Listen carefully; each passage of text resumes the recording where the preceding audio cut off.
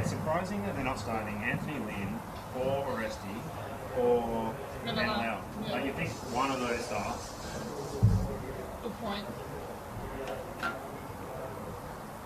Alright, I'll check if we're ready for the sound check. This was who played in the cup. Nice. Hilliard, Petrados, Lynn, Holiday, Talib, Coffee, Rizai, Haji, Oresti, Kamara. Kamara just picks up yellow cards at nauseam. So they've made 1, 2, 3, 4. 4 changes from Tuesday.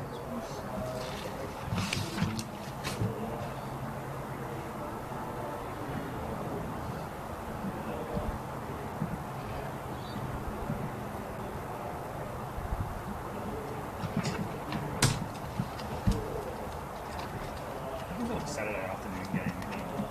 It's just out of the routine. Right, it's so weird to do. Alright, I'll check in. We'll consume this now. Check if Nate's ready for the sound check. Yep.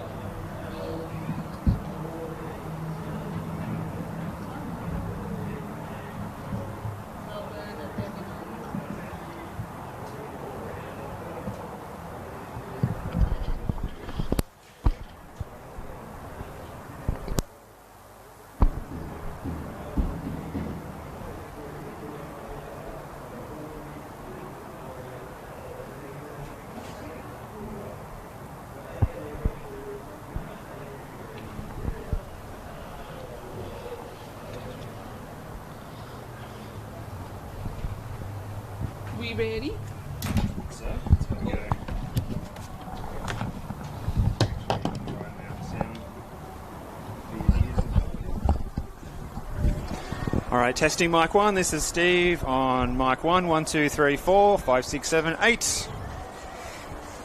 I hear you perfectly. That's good. Testing 1 coup, testing 1 coup. Live from Avenger Park, 1, 2, 3, 4, 5, 6, 7.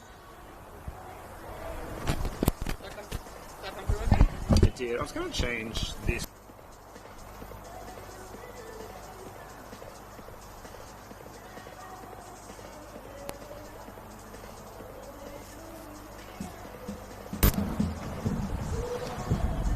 Let's go again.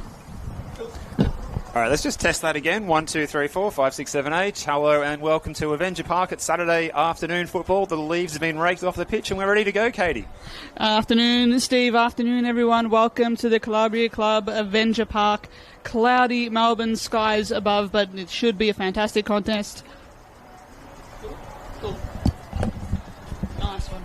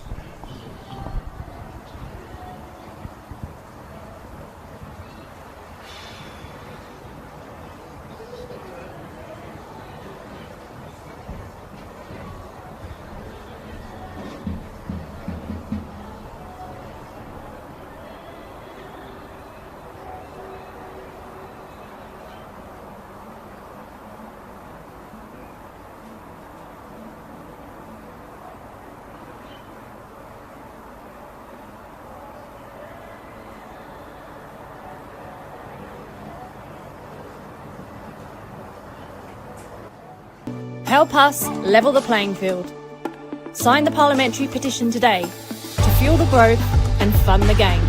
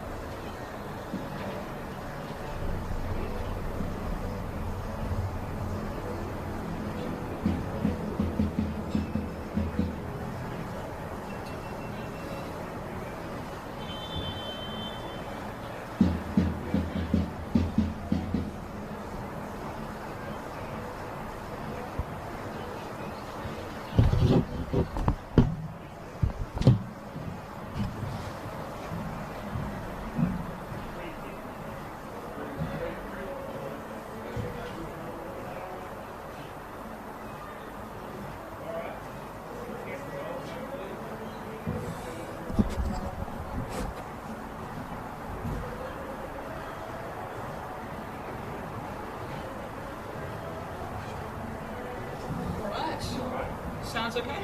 Yeah, it's good, I think. Cool. Nathan's got the best setup up there. It's just like, everything's all very much sorted for us. It's like he said, it's all auto. Such a gun. Yeah, when you turn up and you see like there's a good videographer there. Well, actually, when you turn up and the videographer's there, when you go there, yes. Don't have to worry about nothing.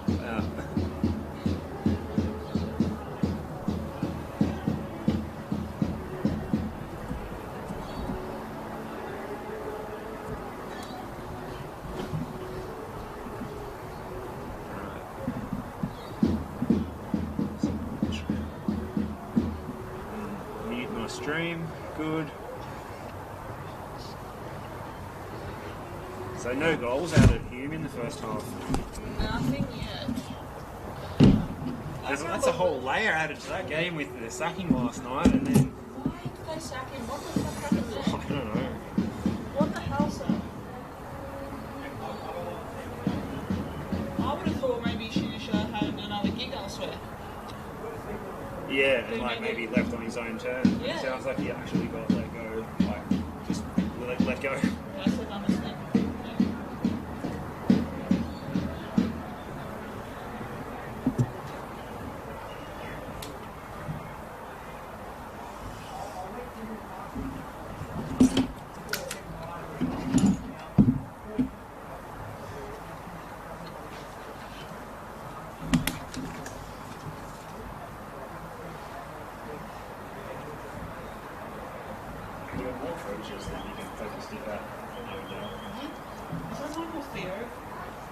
Yeah, is that? I can't believe that still.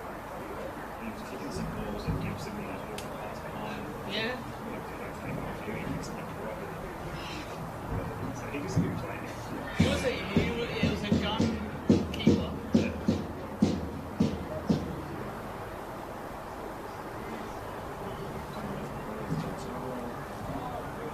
Ready when you are, man. Let's just rock and roll it.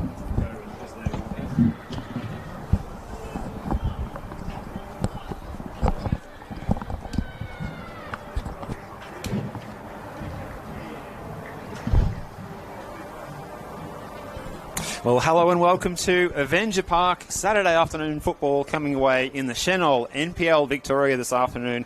Round 15 of the men's competition. And we've got a rematch of that 2019 NPL Victoria Grand Final. Avondale against the Bentleigh Greens. Players out on the park. Looking forward to this one.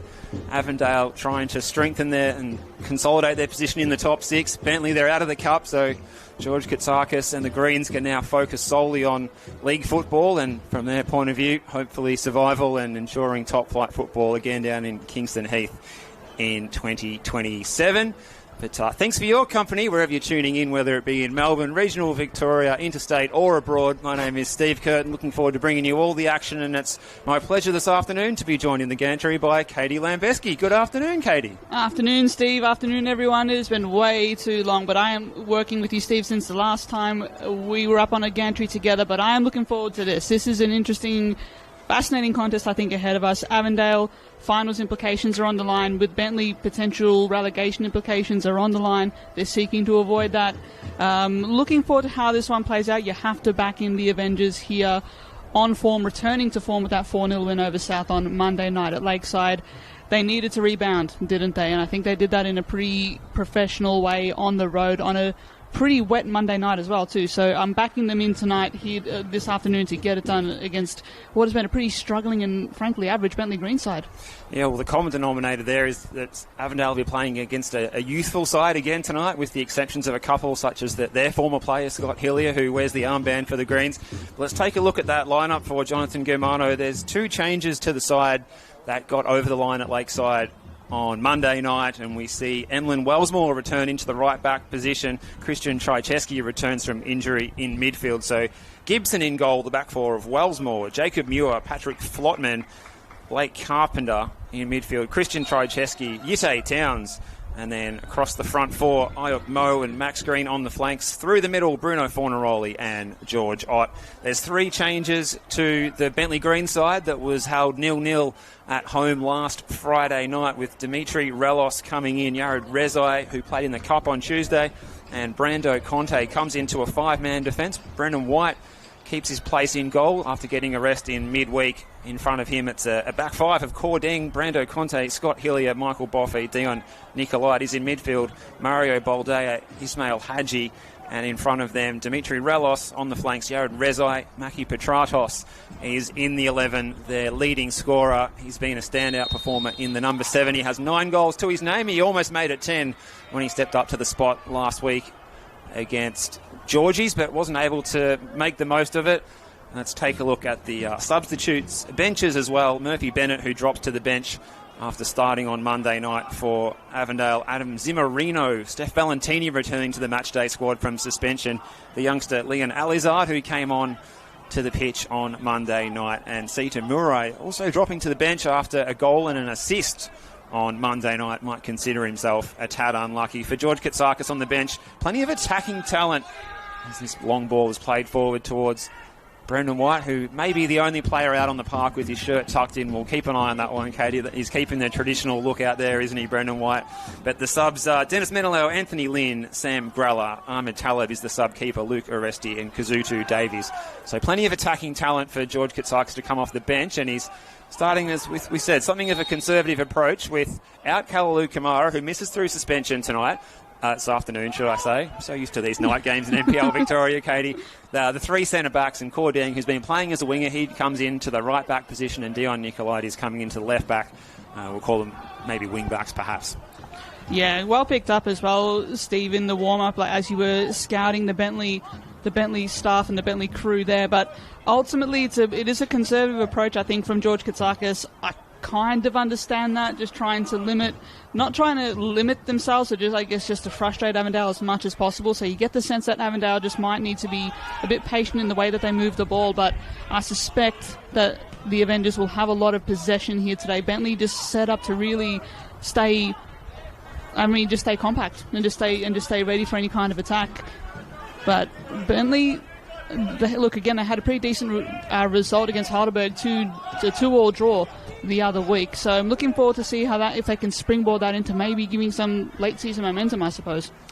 That's right. We never know with this group of young players, and it's good that George Katsakis is giving the youngsters a go, as another one of their more experienced players, Brendan White, the 34-year-old shot stopper, is out to see this one over the byline, and he's confronted by the ultras down there with the drums. They look pretty fearsome, don't they, Katie? Absolutely. 5 feet of fury along the back there, which is always a very much intimidating home atmosphere. We got to love it. It is an intimate surrounds, of course, at NPL grounds, and we love it. We hear every little thing. It's always part of the fun of being behind the mics, that's for sure. And I hope everyone gets behind it as well on the live streams too.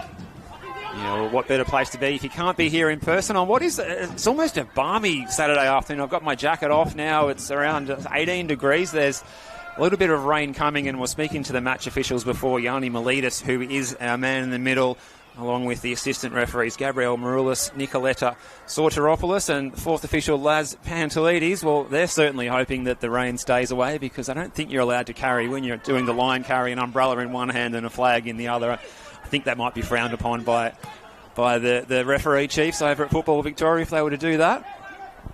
Yeah, absolutely. We will give them refuge up here. We got some space up here in the gantry as well if the conditions dare turn a little bit more nasty. It's okay for now, though. As you say, it's rather balmy, not much wind around, so it might make for decent footballing. Whether the pitch looks okay, just a little bit, I don't know, a bit choppy through the middle, to be fair, so that'll be interesting to see how it plays. Here's a touch for Wellsmore. He gets it going quickly down the line, trying to play it and arc the pass around the defender Nicolaides towards Trycheski, who got a touch on it. It's cleared away by Boffey, who's got some heavy strapping on the left quad or hammy, at least we'll say the thigh at least, concerning a little bit of a niggle in that area of the body. It's a touch for Ott. George Ott, who scored a very nonchalant finish at the back post from an excellent Murray delivery on Monday night. Looking to build on his somewhat modest goal tally for him, but What a good involvement both he and Bruno Fornaroli played in that goal. 1-2s by Patrick Flotman, the central defender. That was one of the more obscure goals I've seen this year, Katie. Patrick Flotman just decided enough is enough when the scores were locked at 0-0 last Monday night. Played a 1-2 with George Ott, got it back, 1-2 with Fornaroli, and slotted it past the keeper. Like, central defenders, doesn't get better than that, does it? No, absolutely. It's almost it's almost Baresi, like just that sweeper roll through the back is trying to breach the offside trap. I think the flag is raised there, but interesting signs there for Avondale in the sense that they were just breaching that Bentleigh back five, if you will.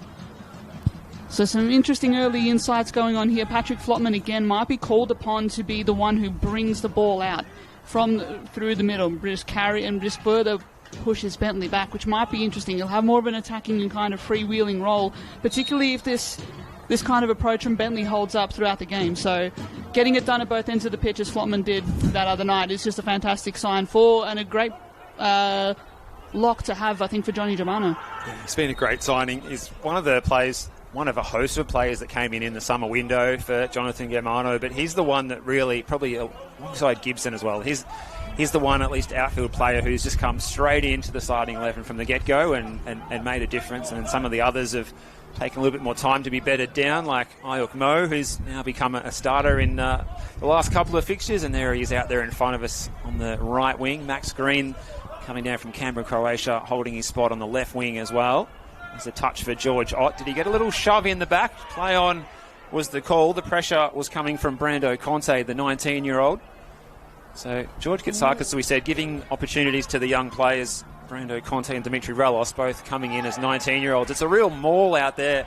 George Ott, as the New Zealand looked like he was playing for the All Blacks almost there. He's back up on his feet now.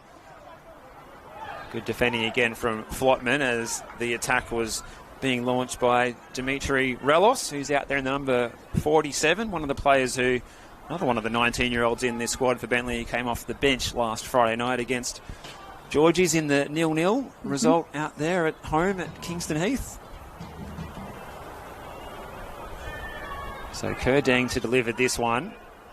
And it's a good bit of play as well to create something here, perhaps, or Trycheski getting on the ball. But again, it was Relos who was at the centre of it. So he's had a bright opening. Ayuk Mo driving forward. Hillier went to ground. Green. Towns. Well, Petrados was lurking there, trying to make the interception in a key part of the field. Touch for Nicolaides. So a slightly more advanced role for him, playing as a wing-back rather than a full-back this afternoon. This is Hadji. Tries to play it in front of Yared Rezai, who is the cup specialist. He's got 3 goals in the Doherty Cup campaign for the Greens this season. He won't be able to add to that, unfortunately, for the West Aussie, whose team has been knocked out of the Cup on Tuesday night. They went down 2-0 at Heidelberg United. So that big rivalry, George Katsakis and John Anastasiadis, the coaches that have coached at the other respective clubs, they've switched allegiances and they played 2 games in a week and a half as well. So they're able to catch up with their old acquaintances as Carpenter's playing it forward here. Fornaroli getting on the end of it almost. It was away by Boffey, but there was a free kick in the lead-up. And smart refereeing from Yanni Miletus, who was able to let that one go and wait for the advantage, and then he brought it back. Yeah, brilliant refereeing there by our man in the middle, Yanni Miletus, this afternoon.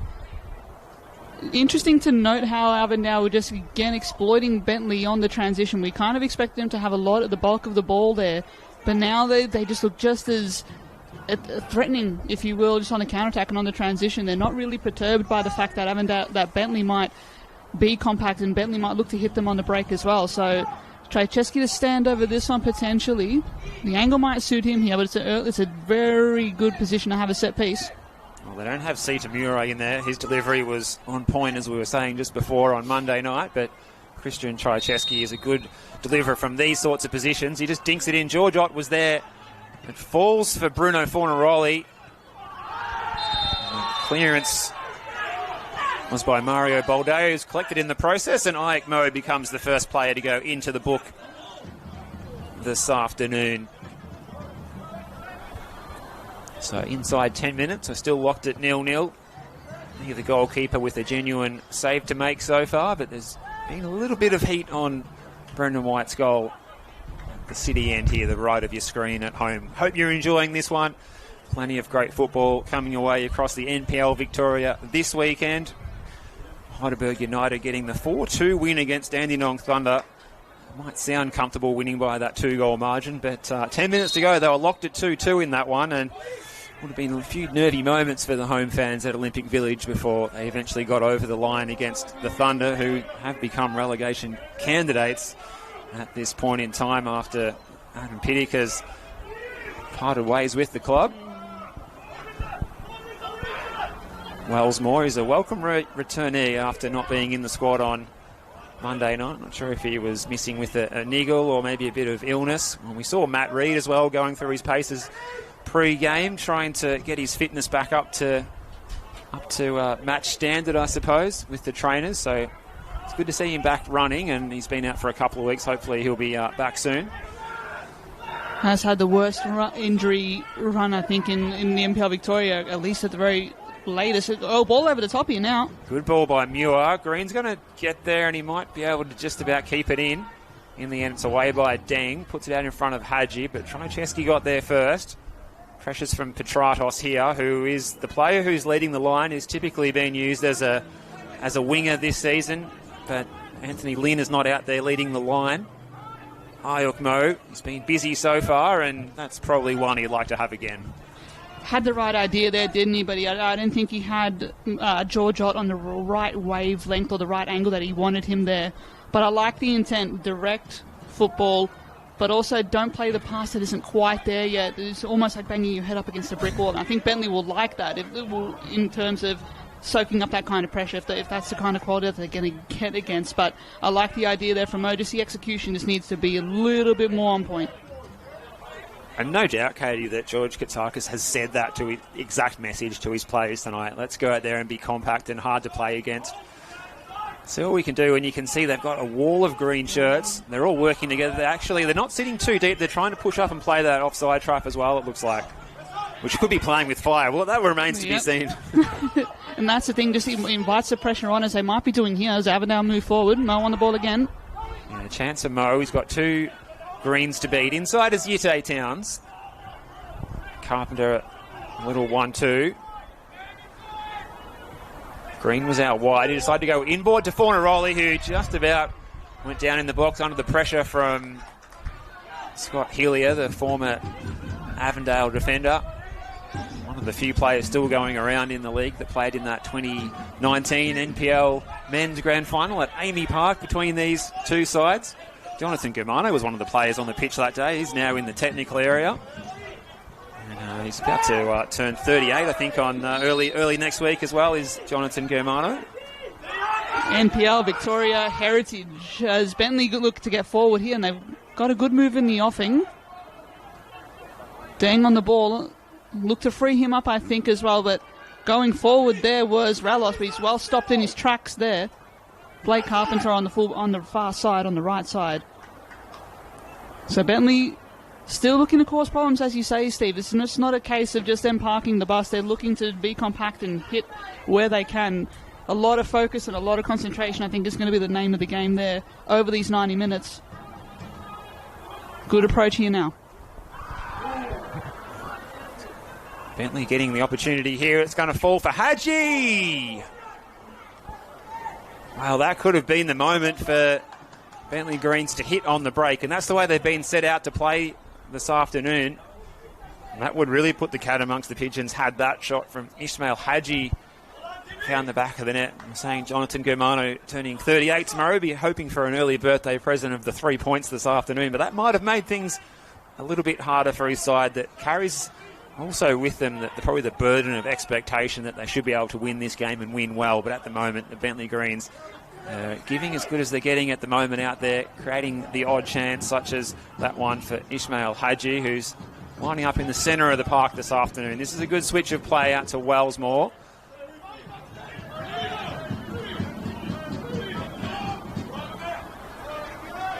Here's Muir, a player who's played in defensive midfield at times this season. He's preferred in central defence. next to Flotman today. Both of the central defenders for Avondale, good ball-playing players. And George Ott's just got in behind here. Fornaroli was there. And good defending by Michael Boffey. He didn't give Fornaroli an inch of space in the box. Marked him tightly there in the pocket. As Mo Ayuk just judged to have Dion Nicolaides there. He's not happy about it. Not going to matter one iota. The free kick will go the way of Bentleigh to relieve a bit of the pressure on their defence. But again, the focus clearly on Fornaroli. They're tight marking, very smart defending, very tough defending. Basic stuff, but also so important and so difficult still at the same time. So saving some more attacking threats there by Bentleigh. Haji on the ball now through the middle. What can you make of it? He's got 3 players for company. He's going to need support here, but Towns as well to deny him.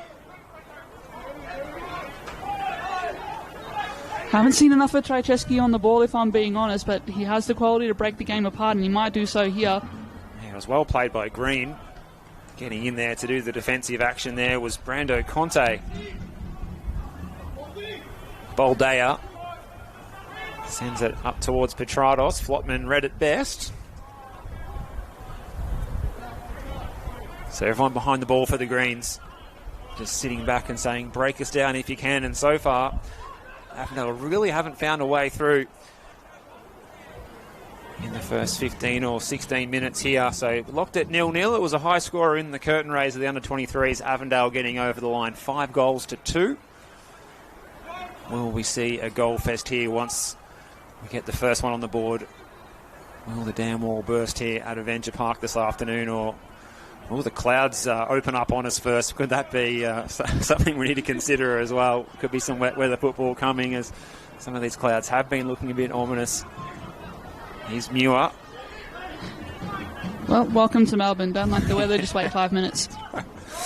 Got the big jacket in the car if we need it. Certainly not needing it at the moment. It's a great temperature. It's good conditions for football at the moment. There's very minimal breeze out there. In the orange boots on the far side is Carpenter. Trajewski sitting a little deep. Fornaroli trying to move around these Greens defenders. Wellsmore getting forward from right back. Rezai, the left winger, getting back doing the defensive duties. That must have come back off Wellsmore because it's going to be a throw for the Greens.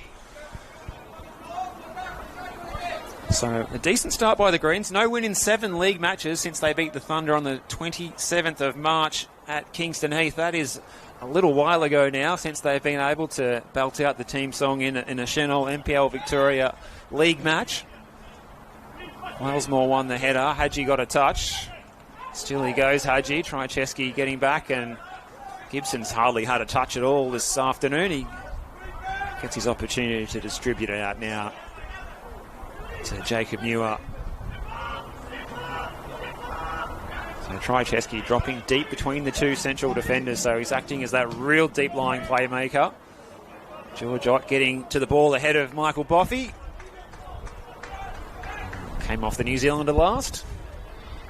5 goals also to Christian Trajewski's name in this season so far, so he's also very capable of hitting that scoreboard. He almost acts as a foil for Fornaroli and Ott, but in terms of the control he has over games, he's still one of the most supreme playmakers in this competition. So he's also hitting the scoreboard, which is adding another wrinkle to his game, even more than it has in those famous Avondale sides of recent years. So what an absolute saving grace it's been for Avondale to keep him, despite the exodus that they had over summer. Such a creative quality player who I think could even make a run at A-League men's level easily. But a privilege to see him play once again live and in living colour. Well, I'm not sure what's more staggering with the fact that he hasn't been, invited into an A-League environment at some point in his career. He's been such a consistent player, real metronomic presence in this Avondale midfield. But it's also surprising that Zoran Markowski didn't poach him across to Preston in the off-season as well. Undoubtedly would have tried to, but nevertheless, I think that would have been a difference between Avondale making finals and not making finals. And a lot of the time, when you have this level of turnover, you can be expected to really fall away. But they're a fascinating study this season, Avondale, but they've kept a key core. Players like Valentini, players like Yitze Towns. There's still a core there of what they've had, and it's a good move forming now. Look at Max Green here, motoring down the left-hand side, and it's a decent challenge again. Brando Conte, the 19-year-old, getting in, and he's made a big impact coming into the team. Can play as a midfielder, but he's looking really good as one of the three central defenders this afternoon, alongside Hillier and Boffey.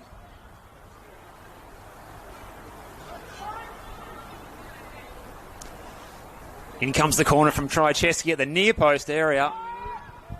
Falls for George Ott. Can he hook it back towards goal? He's got a crowd of green shirts all around him. Hadji tries to make the clearance, and it's away by Deng partially, but only as far as Fornaroli on the edge of the area. He's got Wellsmore in support. He gets the first time cross into the back post. Flying high was Carpenter, who jumped as high as George Ott, and that's no mean feat. Rezai with the touch, and he had Petrados available. Petrados is still in his onside here because he's in his own half. Maki Petrados charging forward, looking for his 10th goal in the league this season. Oh, and it's good defending by Yite Towns, the Tasmanian. Always a difficult player to beat in those sort of situations. And even the pace and the guile of Maki Petrados, one of the informed players in the comp this year, unable to find a way around the Avondale defensive midfielder. Look at this raking switch of play, and it's a first-time ball to pick out Green from Carpenter. Deng under pressure. Carpenter is hungry for the football. He's got that dog in him this afternoon as Blake Carpenter. Here's Fornaroli trying to find an inch of space. Towns has got a little bit of space around him, and Trycheski is looking to line up the shot. George Ott, still Ott. Fornaroli's there. It's hacked away. Anywhere will do for the Greens at the moment. They are under the pump. Oh, they're just hanging in there at the moment, aren't they, Katie? But the pressure is on this Greens defence. That's the risk that they take you in when you invite Avondale onto you, when you sit back and you see a fair chunk of the pitch over to them. This is what you risk, but again, no nonsense defending. They were just able to clear it there, but it's only gone as far as the halfway mark as Carpenter angles the ball in. Ott's there.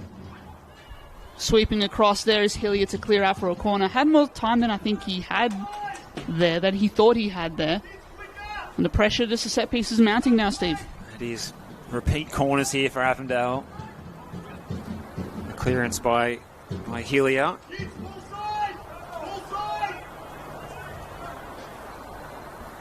Almost looked like it was close to the crossbar height too. I'm sure it had plenty of clearance. It's a low ball. Fornaroli was at the front post. It was partially cleared by Rallos. It's away by Deng. Wellsmore might try his luck. Mo. Flotman floats it in. Away by Nicolaides.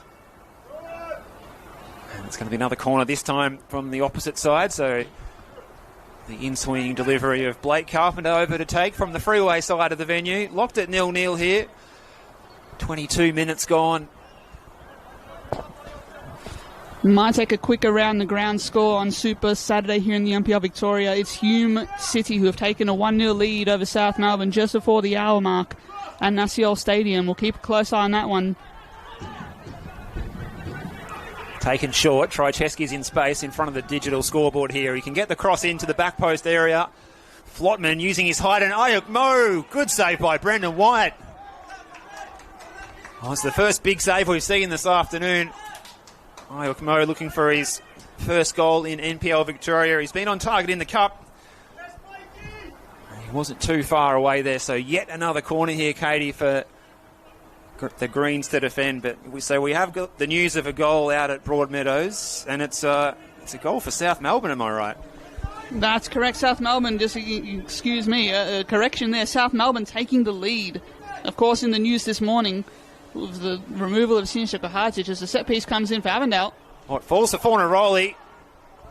The initial header looked like it was way off target, but perhaps that was intentional to pick out the Uruguayan turned Socceroo, and the attempt was over the bar in the end as Fornaroli looks to extend his lead in the Golden Boot competition. Maki Petrados and Adisu Bayu chasing him on that leading scoring table so far in the Senol NPL Victoria. Now into the second half of the season, round 15 of the competition. Oh, it's a worm burner from Brendan White. Came off the heel of Fornaroli, who had his back to it. It's lucky that Fornaroli wasn't facing the other way. Well, these Greens players are throwing themselves at the ball there.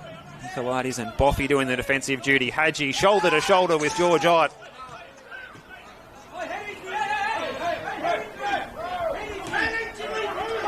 Definitely all hands at the defensive wheel for Bentleigh. There's a bit of conjecture here that Bentleigh feel that there's been a potential head injury and Avondale have rushed to restart play. George Katsakis is absolutely fuming here.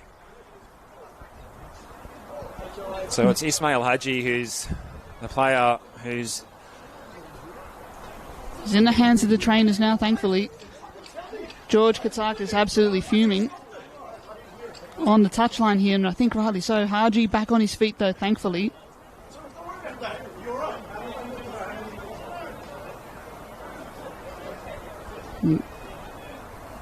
Just makes it up with Trycheski just on the touchline there. All happening still. They can't afford to lose Ismail Hadji either. He's such a key player. That would be a blow for them at this moment in time. Such a energetic midfielder. Quite versatile as well. Can play up top, can play in those wide positions too. He's back on the field, thankfully. Just a bit of a collision just under us here with Christian Trycheski. We'll keep an eye on him. Fingers crossed he's okay to continue. Looks to be in decent nick. Well, Flotman drives forward, as we saw him do on Monday night, and he stays forward with the attack. Ott with the flick on across the face of goal, and it's just off target. Promising move down the left, and it's Patrick Flotman, the central defender, turned playmaker there again, getting involved in the attacking movements. But we're going to see that on repeat, you think, with Muir and Flotman driving the ball forward, given that Bentleigh are just pretty much sitting with 10 men behind the ball, and Maki Petratos is just sitting up front on himself, trying to occupy that space.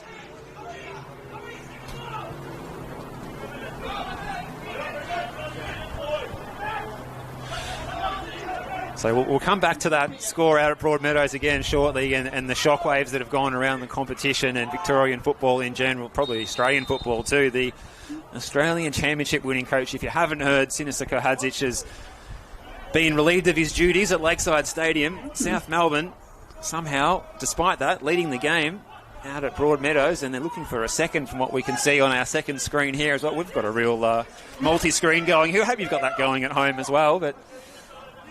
This is the main event of the afternoon, if you don't mind my saying so. But I nearly spat out my coffee this morning seeing the news that Sinisa Kohadzic had been relieved of duties from South Melbourne. I'm sure there's a lot more to come out about that, but dearie me, an Australian Championship winning coach, as well as taking them to the finals of the Oceania Pro League, I would have thought he'd be snapped up pretty quickly, you'd have to think. What a turnaround he engineered at that club. We'll keep it there for now. George Ott is onside here, dinks it over the top. It's in the back of the net, but the flag is still down. Well, Ott opens the scoring here. The iron defence of the Greens has been breached. What a moment in this game. Just a bit of awkwardness around in that reaction. I think everyone expected him to be offside, George Ott to be offside, but it does not matter one iota. Played to the whistle, he played to his strengths there, positioned himself beautifully, and as a result, he's able to finish past Brendan White and just dink it over into the back of the net. Well, Yite Towns was the architect, and he got away from the defensive steal of Scott Hillier. There was glares at the assistant referee on this near side from several Greens players, but it looked to me that he was onside. He timed his run okay. The ball was in the air for a while as it came through from Towns. It was a clever pass, a lot of backspin on that one. It just sat up nicely for George Ott, and he took that very well, you have to say, over the top of Brendan White. He made it look easy, but that was no easy finish. No, he still had a lot to do there, didn't he? The big New Zealander just making an impact on this game, as he so often has that in his arsenal, but just the deftness of his touch there, just was able to position himself really well. Didn't blaze away, just was able to take the chance as it came. Yite Towns as well with a gorgeous ball over the top. It's going to force Bentleigh now just to push further up the field and see what they can manufacture. The set piece is in. The flag will be up on the other side. Bentleigh looked to cover back here. They did pretty well to stop a racing Avondale. They're going to be provoked to make an adjustment here, Steve. They've got to push themselves further up the park here and try to get themselves back on level terms.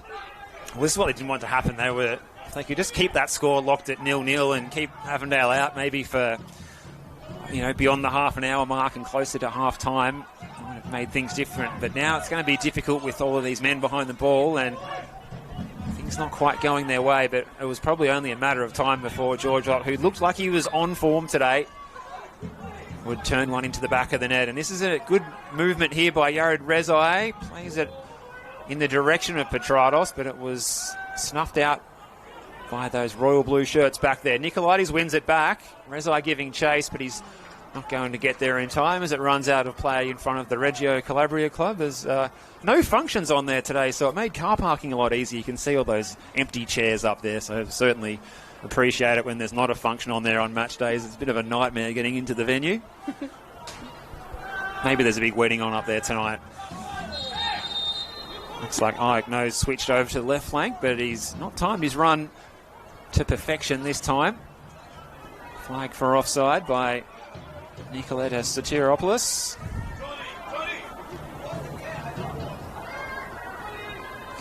Interesting change that is, just to switch wings there between Green and Mo. I like that. Keep that defensive side of Bentleigh guessing there. He's done well today, Green, so far. Petratos is here on breaching the offside trap. He's in. Well, big chance, Petratos across the face of the goal, and it looked like it was going in for an own goal for a second off Flotman, and Gibson recovers. So since going behind, it's been a good response from the Greens. There's plenty of fire in this young Bentleigh side, led by the experienced campaigner George Katsakis. Hadji's won the ball back here in a good area. He's got options. Rallos is available. It's Dimitri Rallos. And he couldn't pick out anyone in the middle, and he couldn't get his shot on target either. But it has come off an Avondale player last, so maybe that was going in after all. Corner to Bentleigh. Rezai just on the left pocket there. He had all the space. He just needed Haji to plate him up there, but it didn't quite happen, did it? We're giving Towns all the plaudits for that assist for the last goal, but he was horribly caught out in possession in a vulnerable spot where he couldn't afford to lose possession there to Haji, Ismail Haji, playing it out wide. Dimitri Rallos making the run down that right channel that was vacant after Blake Carpenter had pushed further up the field. So Yared Rezai to deliver this one. The tall timber is forward. Hillier an obvious target. Boffey got his head on it. Rallos with the volley. And that one won't trouble the scorers.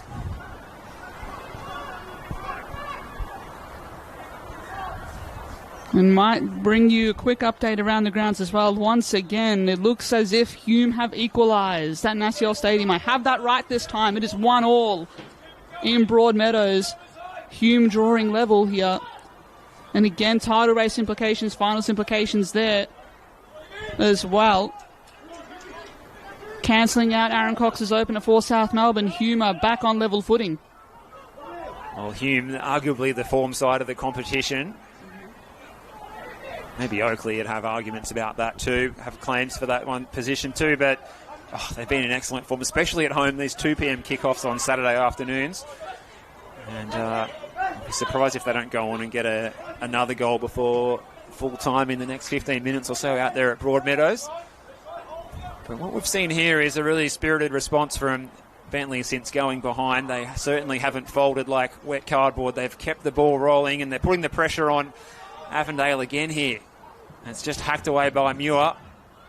Clever ball by Mo. He just about picked out Fornaroli, making the run in behind that defensive line, which is stepping up a little bit higher now for Bentleigh. Mm-hmm. Pressure by Rallos here on Flotman, and Rallos is doing really well out in that wide area. Flotman's not having it all his own way. And eventually Avondale do get the throw out near the turnstiles, where there's a good crowd have poured through here this afternoon, spread around the venue. Pretty good conditions to watch football. As we say, at the moment, around 18 degrees, Saturday afternoon football. The last Saturday we'll have broadcasting football before the winter arrives on Monday. Wellsmore's got plenty of space here to gallop forward.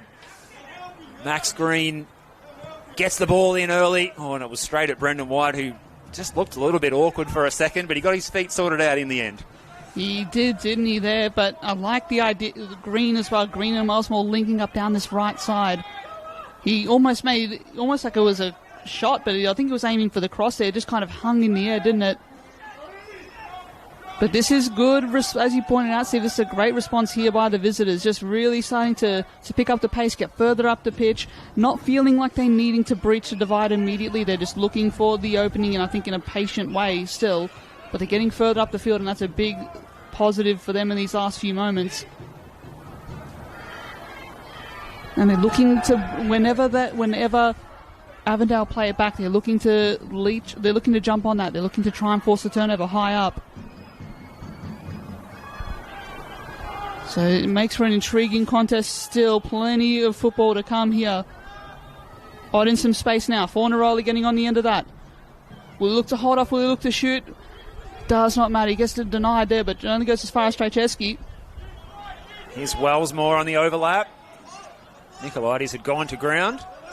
Remarkable that despite Avondale scoring 4 goals on Monday night, if you looked at the score sheet, you'd assume that Bruno would have been one of the goal scorers. He wasn't, but so maybe he'll be even more hungry to get himself on the score sheet this afternoon and add to his 10 goals in the league so far.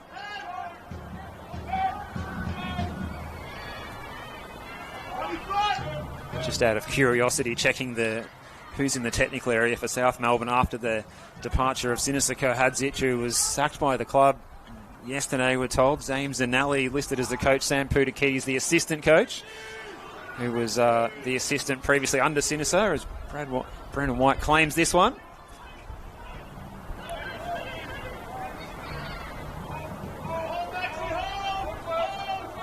Absolutely gruelling schedule for South Melbourne. So many fixtures in such a short period of time since the OFC Pro League started in January. Hot on the heels of the Australian Championship, the postseason tournament in late 2025, which they went on to win, but in the end not enough for Sinisa Kohadzic to keep his employment at Lakeside after going down in the OFC Pro League final on Sunday to Auckland. Here's Trajewski, pressure from Petrados, who's giving his all out there. Ralos giving chase. Mo, good control and good feet from Ayuk Mo. Finds Fornaroli. He's got no one ahead of him, though. Decides to hold on to the ball, and Mo made the running to support the attack, but he couldn't pick him out.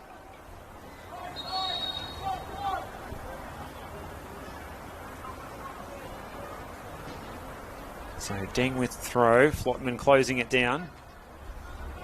Free header for Carpenter if he wants it. It's out of play, in fact. So that breeze might be picking up a little bit towards the right of screen. We're very sheltered. We are in, I think, the best broadcast position in the league, I think.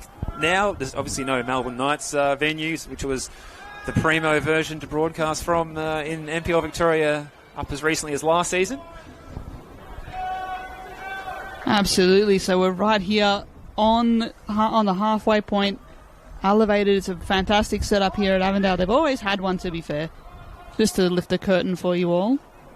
So even better now, if there is any rain, we won't get that slow water torture exercise that we experienced when the gantry was over on the other side of the pitch. Now on the freeway side, and this ball's played out to Yared Rezai, who's got a little bit of space to run it. Wellsmore, yet Rezai just showed a little bit too much of it to the former Oakley fullback. Gibson will just slice this one just across the touchline in front of Jonathan Germano. So I'm saying celebrating his birthday tomorrow at the moment, and the live ladder at least, they're doing everything right with this 1-goal lead, courtesy of a George Ott goal on 28 minutes set up by Yitte Towns. Headed by Wellsmore. Hillier would love a goal this afternoon against his old team. Conte's ball out to Deng. And now Ralos, who's been having some good moments in this first half. There's the goal scorer getting back in his own defensive third. Doing the defensive work. They get the throw here in front of the merchandise stand. Do the Greens. Boldea. Oh, that's an unfortunate offside for Bentleigh to concede, and the move will come to naught. Fair play to Jimmy Ralos as well. He's provided some real nuisance value up top for that Avondale defence. He's kept I think he's kept Bentleigh in this game thus far, providing them an opening, providing a lot of work on and off the ball. He's got Petratos as well. He's also been lurking. He's also been looking to impact this game. A fantastic return of 9 goals to his tally this week, to his tally this season. Bentleigh themselves have scored 15 for the year. 9 have gone to Mackie Petratos. That's a fantastic return considering. Yeah, what a signing he's been for them coming in. Like, an inspired signing, and he's given confidence to all of his teammates. You can see that, particularly when they've been playing at home. They seem to perform quite well at Kingston Heath, and up until recently where the wheels have fallen off a little bit, where they've copped a couple of 1 or 2 heavy beatings. Yeah, he's been a class above. He definitely has. Whenever he's gotten on the ball, whenever he's had the chances to, makes things happen on his own boot. Gold medal contention in my estimation, but there's still a lot left in this season to come, I'm sure. Max Green just looking to play the ball forward again, but again, a pass that's not really on, so it's allowing Bentleigh just to get back and try to manufacture something, but they're going to need to do better than that if they're going to trouble this Avondale defence, if you will. Yeah, the tempo's just slowed down a little bit now, so I feel like the stage is set here for someone to take the opportunity, seize the opportunity and do something big in the 5 minutes that we have until half-time here. Fornaroli can knock this down for George Ott, who's already got one. Back towards Fornaroli or Green. Fornaroli! Well, it fizzed, and it fizzed over the crossbar, and Brendan White was quick to react, but that might have just about taken his hand off had he made contact with that shot from Bruno Fornaroli from a standing start. A lot of revolutions on that ball as it fizzed into the netting behind the goal. So Brendan White's going to just hit this one long in true old-fashioned football style, in the traditional footballing kit that he's wearing, the black boots, the purple shirt tucked in, and he drives this one up high into the air, but there is that slight breeze that it's just made it hold up a little bit, and now Ott can find Fornaroli. Carpenter is galloping forward here. Well, Trycheski was lurking at the back post area, and, well, full credit to Scott Hillier there, who made some ground very quickly. Did the 32-year-old, and he put that one out of play just in the nick of time. So another score around the grounds, Katie. Are we still locked level out at Broadmeadows? Deadlocked at 1-1, 5 minutes of normal time remaining on the clock there. It's George Ott's 28th minute strike that separates these two sides. Away by Rezai, up towards Petratos. It bounces a little bit awkwardly for the Bentleigh forward, and Wellsmore did well, but they've coughed it up here. Huge mistake by Ute Towns. Yared Rezai's in behind, but Towns recovers and saves the day in the end after making a horrible mistake. Wow, that was absolutely ludicrous stuff there, and Yared Rezai couldn't make Avondale pay. He wouldn't have a better chance than that, Yawad Rezai. He had Petratos in the offing next to him as well, but he just needed to take another step there, but he just pauses, he just loses his footing there for a moment and just allows Towns that moment to come back.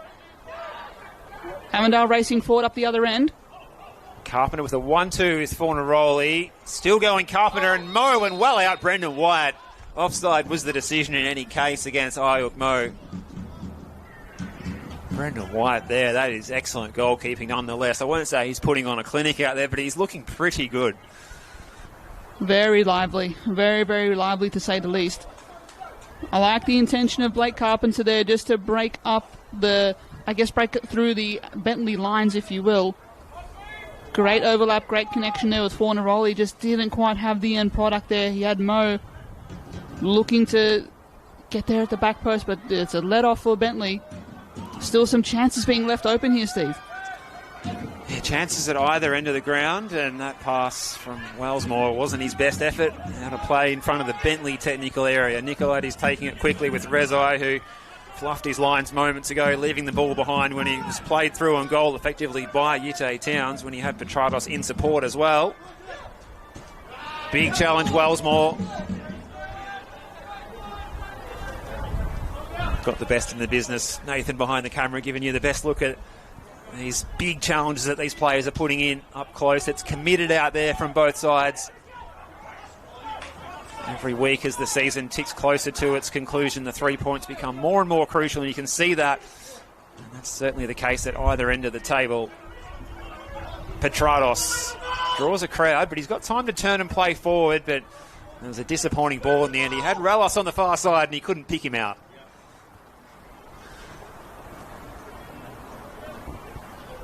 It is a let-off there once again for Avondale as Gibson just takes a moment to play out. More pressure needs to be put on, more... Not to be fair to Bentleigh, they've done well in committing more numbers forward and picking up the pace here, but it's leaving space open here for Avondale as Carpenter bombs forward. Doing well there is Hillier to come back. Ball was looking for Fornaroli, but calm as you like by the captain, Scott Hillier. Carpenter's fitness this season is incredible. So much hard, high-intensity running down that left-hand side. Just the 1 minute left until the half-time interval. Fourth official, Lazaros Pandelides, has got the warm jacket on there in front of us. Have to reach for the jacket at half-time, maybe. The floodlights are on here as it's in by Trycheski, and what a finish from Fornaroli! Avondale's number 10 applies the finishing touch. Great ball, Trycheski, and Bruno's got number 11 in NPL Victoria. Further staking his claim for the Golden Boot is the A-League's legend, Bruno Fornaroli, getting it done still here at the local level. That is a gorgeous, gorgeous finish. Just placing the ball to the back right corner there, the bottom right corner as well. Accurate as you like with the header. The Uruguayan turned Socceroo. Brilliant, brilliant stuff. He just got away from his markers there. He had a green shirt in front and behind him. He's got that good vertical leap. He doesn't look like he's going to go flying off the ground, does he? He's got that short and stocky build that he's always had in that low centre of gravity, but he got off the ground well there, and Bentleigh had no answers, and they could be in trouble here again. Eventually it falls for Green on the rebound. Towns is a long way out. Carpenter still full of running. We've seen him score from these sorts of positions as well this season at Olympic Village. And that's going to be half-time at Avenger Park. It's a 2-0 lead here to Avondale. Bentleigh Greens came out with a lot of fight this afternoon. And as the players head down the tunnel, it's goals from George Ott on 28 minutes and Fornaroli just before the players disappear down the tunnel to ensure that they've got that 2-goal cushion. Maybe that dangerous lead, Katie, but it's certainly welcome as far as Jonathan Germano is concerned, as we can see his coaching staff having a little bit of a conference on the field here. The Brains Trust just, I guess, preparing the halftime team talk. I don't think they don't have to change much. Mind you, it's just really calm as you like. Really in terms of the presence. In terms of Fornaroli, they just look calm, they look assertive, they look in control. Even when they were put under pressure, they were just able to compose, and they were able just to get the game back on their terms. For every question Bentleigh have thrown at them, Avondale have found the answer at every time. I think they really have the game on their terms in terms of from a possession point of view, but they've also looked really good on the transition. I think Blake Carpenter has a lot to do with that too. The wingers are on point in terms of Green and Mo switching wings and just being so direct as well. They're getting it done. I think there's winners on every line. Trycheski, of course, plating up Bruno Fornaroli for the second goal. There's just a lot of control still over this game, even with a couple of blemishes here and there. So, I don't know. Avondale very much in the driver's seat, and I don't know if Bentleigh have the ability to knock them out of it, to be fair. So, still a big 45 to come, nevertheless. I mean, George Katsakis might have a few tricks up his sleeve. Who knows? They've got some options on the bench in attack, but Avondale looking the good so far. Do you think we might see George Katsakis go to the bench at half-time? He's got some good options. Dennis Menelau, Anthony Lynn available to him. He might as well go for it. I hope so. You're going to have to remove one of the wing-backs, so you're going to have to commit an extra man forward, and I don't see any way that changing other than removing one of the back five. I mean, you'd have to go bold, you'd have to go aggressive. Maybe not at the break, but I think pretty soon, early in the second half, you would like to think. Dennis Menelau will be the one who I would look to in that instance. Well, plenty of good action coming up after the break, and we will take a short break here from Avenger Park at halftime in this one. Myself, Steve Curtin, and Katie Lambeski, looking forward to your company after the halftime interval, where, courtesy of goals from George Ott and Bruno Fornaroli, Avondale lead this one against the Bentleigh Greens by 2-0. We'll be back after this short interval.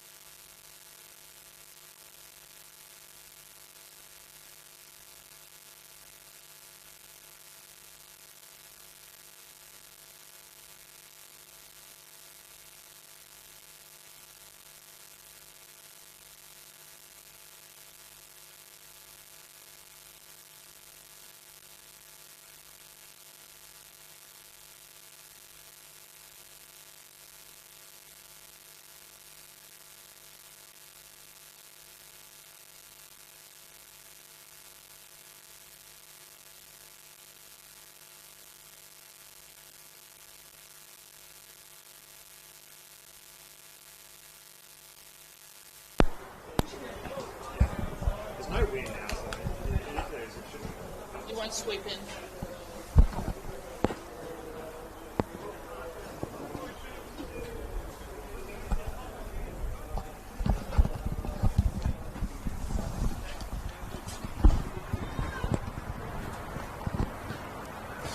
Players back out in the field for the second 45 of this Senol NPL Victoria match, round 15 of the men's competition this afternoon. And the weather has just started to turn here in the half-time intermission. Raindrops have just started to fall. Temperatures dropped a couple of degrees. We've reached for our jackets. Looking forward to this second half. Looking forward to your company. We hope you're somewhere warm and snug to enjoy the second 45 of this one. Avondale on the Bentleigh Greens. It's Avondale by 2-0 at the half-time mark. Ott and Fornaroli, and it's good to have your company for the second 45. I'm Steve Curtin, and welcome back to the gantry, Katie Lambeski. Afternoon, Steve. Afternoon, everyone. If you're just joining us, Avondale firmly in the driver's seat here, 2-0 to the good on their home deck here at Adventure Park.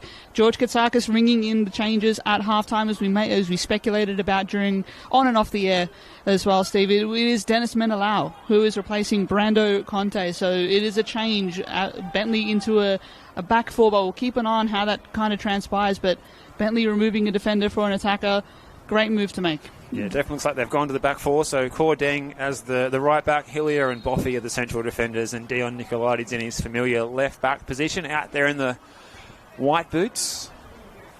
Seems like a very left back thing to do, wear Larry boots. You've got Blake Carpenter out there in the brightly coloured boots, but also the brightly coloured hair, and he was one of the standout players in that first 45 minutes, making a lot of inroads up and down the left touchline for Avondale, and they got 2 goals to show for it. As this ball's played in, it could have bounced awkwardly, but Flotman really got his body behind it.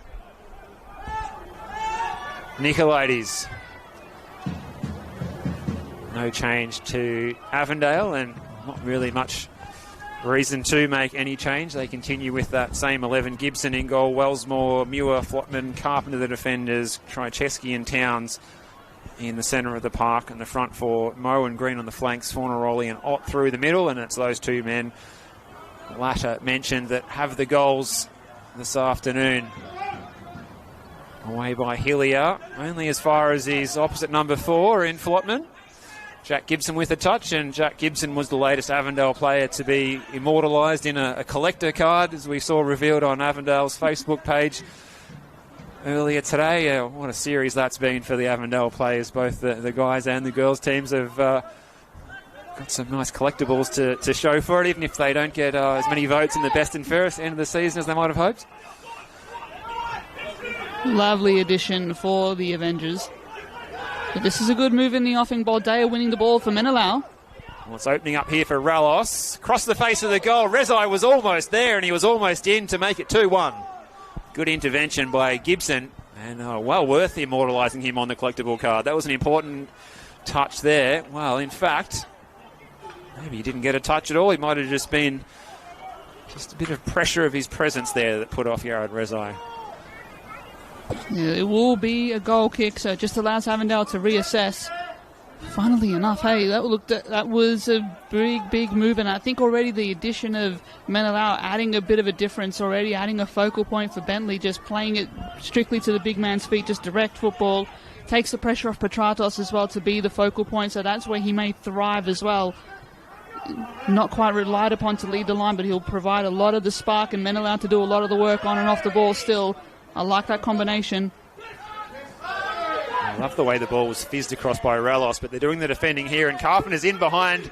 It's Blake Carpenter. Nice little backheel to Fornaroli in a crowded penalty area. He found a space, and he fired it towards the back post area. It seemed like there was no passing lanes on there to slide that one into the back of Brendan White's net, but he found the narrowest of gaps, but it was just past the far post. Fornaroli still as dangerous as ever, isn't he? His class still above. It's the cream rising to the top, isn't it? Really is. Timeless. And it was Yite Towns who made that pass there, who made the ball through to Carpenter again. So Yite Towns has had some really good moments and a couple of moments that could have been costly this afternoon. That wasn't the best ball by Dimitri Rallos, but he's been impressive on the right-hand side, Dimitri Ralos, this afternoon at play. He doesn't lack confidence. He certainly has that swagger about him that says he means business, the youngster, and he's been able to take on the Avondale players on a couple of occasions and put in telling crosses. Carpenter's in a dangerous area here. Trojczewski. Oh, it's a clever bit of vision there by the midfielder from Avondale. Fornaroli has to turn back. Ayuk Mo in space in the wide areas. All the green shirts defending nice and narrow. Fornaroli, edge of the area. Attempted the shot. It was blocked straight off the boot. So pressure on the Greens defence here. Muir in possession. Nice little twist off to lose Petratos' attentions. Carpenter for Mo. Ralos is going to ground off the ball. Carpenter's continuing his run across the face, so it bounced off Brendan White. That was a bit awkward, but makes the claim at the second time of asking. So pressure really on the Greens here, Katie, early in this second half. Well, this is the risk that they had to take with committing another man forward. But I think it's a worthwhile one to take, but it's also leaving some space for Avondale to run into. Blake Carpenter using his running capacity as an absolute weapon. I'm pretty sure he's right up there with Jordan Lampard in the fullback stakes for the best going around in the league, in the NPL Victoria. I reckon he might make our team of the week considerations when all's said and done this week, but this afternoon. Well, the way he's playing at the moment, and he's been hitting the scoreboard as well this year, after missing some games through injury and not being 100% last year. Oh, Boffy just about infringing on Fornaroli there. Play goes on. Space for Towns. Trojczewski. The move continues to develop. Mo might have held it a little bit too long. Deng doing the defensive work. Core Deng doing pretty well here too. He's got that heavy strapping on the right leg, and he's been fouled by Carpenter after he disposed of the football. Yanni Milady is quick to sound the whistle and award the free kick. But talking about Blake Carpenter, he's in A-League form, you would say. Like it's not beyond the realms that there's going to be some clubs looking at him at the moment, the way his form has been this year.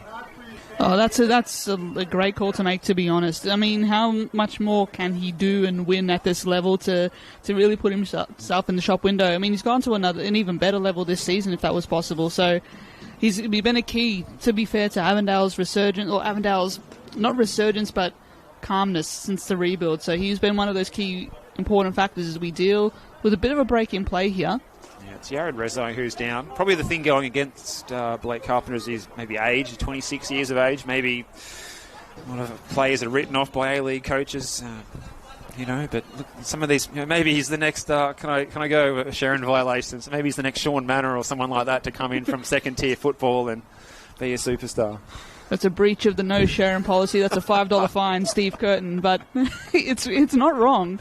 It's not wrong. It's almost like that medieval kind of thinking at the A-League level of thinking that 26 is somehow past it. I mean, honestly, 26 is not even in your prime.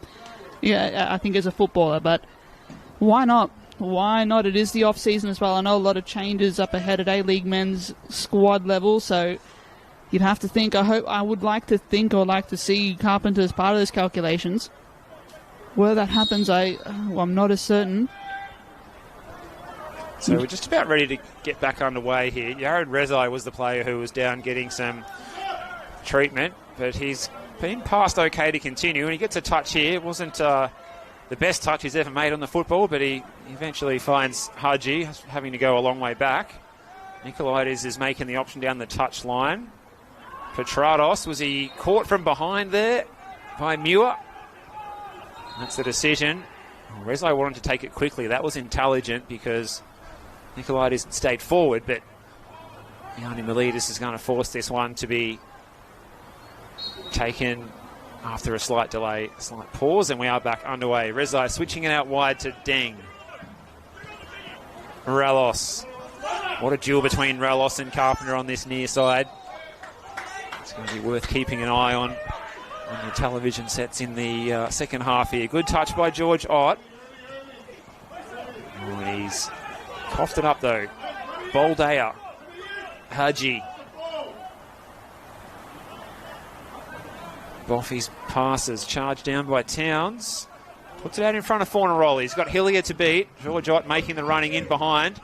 Good work by Hadji to get all the way back and do the defensive work. And the versatile Ismail Hadji is putting a timely challenge as the rain just starts to get a little bit heavier here at Avenger Park. Trycheski, that's a clever touch on the slippery surface. He drives into the area. Still he goes, Christian Trycheski, cuts it back, and everything but the finish from Christian Trycheski. Gorgeous that was. As you said, everything but the finish. Avondale thriving on the break there, thriving on the transition, just pushing in numbers as well. Just I like the fact that he didn't blaze away, did he? He just took the moment to take a deft touch past Haji. He didn't shoot just at the first time of asking. He nearly drags it just to the left bottom corner. Would have been his 6th of the season. Carpenter now drifting more centrally. Has a teammate wide in green. Green decides to go back. Pressure from Petratus on Towns. Nicolaides now it's Wellsmore. He was looking for Green, who was making the run in the right-hand channel. Good work by Rezai. Now Petratos, who's drifted back out to the wide area, allowing Menelau, this man getting the touch in the number 9 jersey, to play through the middle. And this one's out in front of Relos, who's charging forward at full pace, but it was always going to favour the goalkeeper Gibson, who's able to easily claim the football. As the Avondale drum continues to beat here, they're enjoying sitting on this 2-goal cushion. 10 minutes into the second stanza at Avenger Park, NPL Victoria, round 15 of the competition. Can Bentleigh get one back here to make things interesting? It was a good idea from Relos, but it was picked out. And Wellsmore can go striding forward here. He's turning on the jets here as Emlyn Wellsmore. He cuts it back for George Ott. It might have bounced a little bit awkwardly in front of him, and that's come off his ankle or his shin, I fancy there, Katie. Good overlapping move there. Good break there. Ott just needed to take a moment or two, maybe just to take a touch, but he just goes at first asking and just goes over the bar. Well over the bar into the parking lot. Bentleigh will be bringing in the change, it looks like, Steve. Keep an eye on that momentarily. Well, it's a good change. I fancy this one as well. Yared Rezai, who's been a pretty lively player out there. Maybe execution has let him down a little bit today, but he's been getting into the right areas. But his time is done, and he's replaced by Anthony Lynn, the Englishman, who was a surprise omission from the starting 11 for us today. But maybe that was a tactical move to try and save him for later in the game and try and keep it tight early with their 5 at the back that they lined up with initially. Of course, they have switched now to 4 at the back after substituting Brando Conte for first there as he turns it over quite quickly, and Menelau will be ruining that turnover because Ike Mo's in possession here. Bolday are trying to close him down. It's out of play on this near side, and it's going to be an Avengers throw.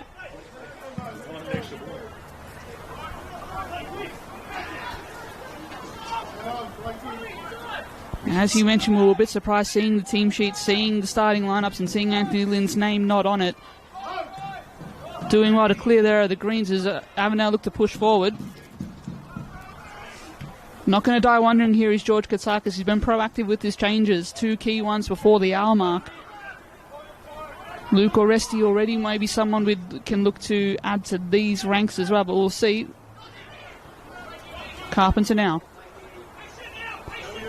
Carpenter can keep it in, and they can try and switch the play over to the right-hand side here. Flotman to Gibson.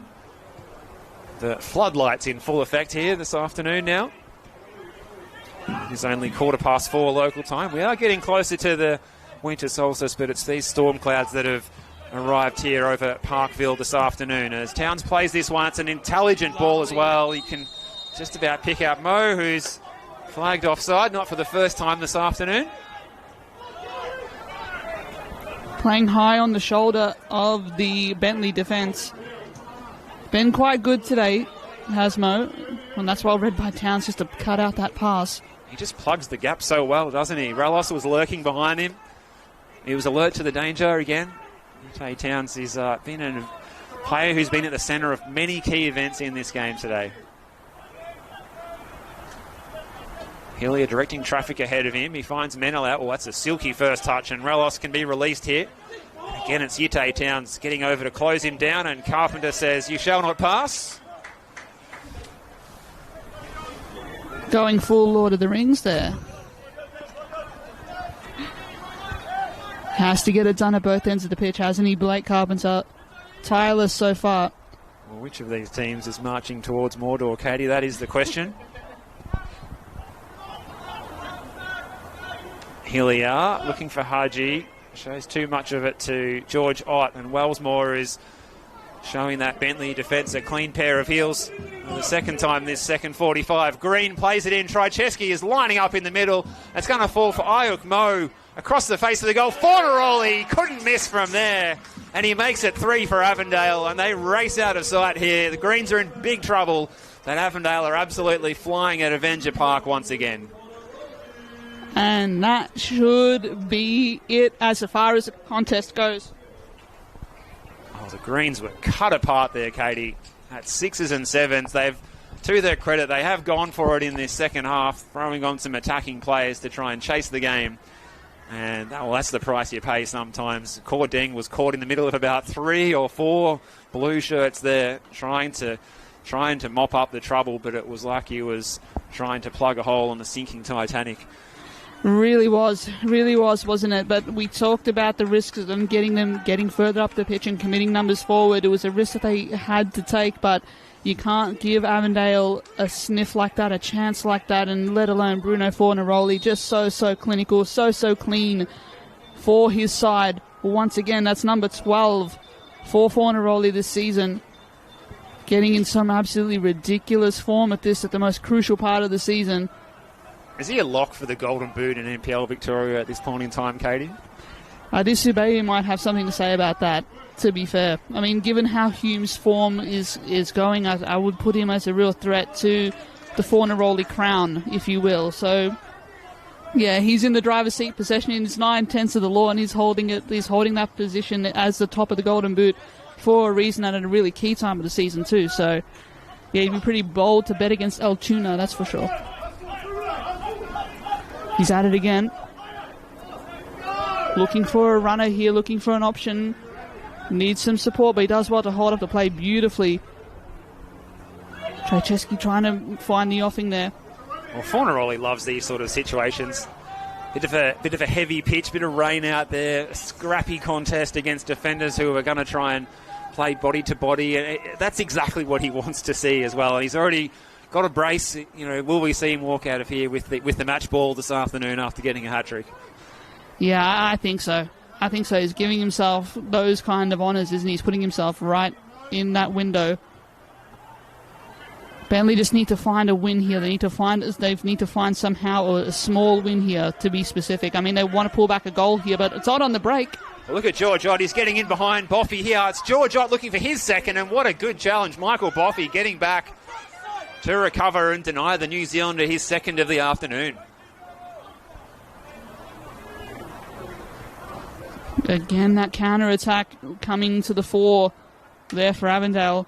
They have so many ways to hurt you. Just way too much space open at the back, though. I understand you got to commit numbers forward, but you have to be reading the space and be organised a lot better than that. Just think how costly is that loss of Kalu Kamara to suspension. A chance to have him out there defending, plugging these gaps against his old club. Yep. A huge loss, and George Katsakis must be furious to not have him for this game in particular. Across the face of the goal, Bruno's trying to tee himself up for the bicycle kick here, you fancy. He was under heavy pressure from Haji.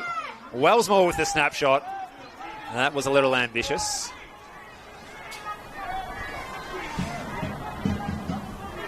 So 3-0 if you have just joined us. George Ott opening the scoring, and 2 for Bruno Fornaroli since then, taking him further ahead on the Golden Boot race to 12 goals.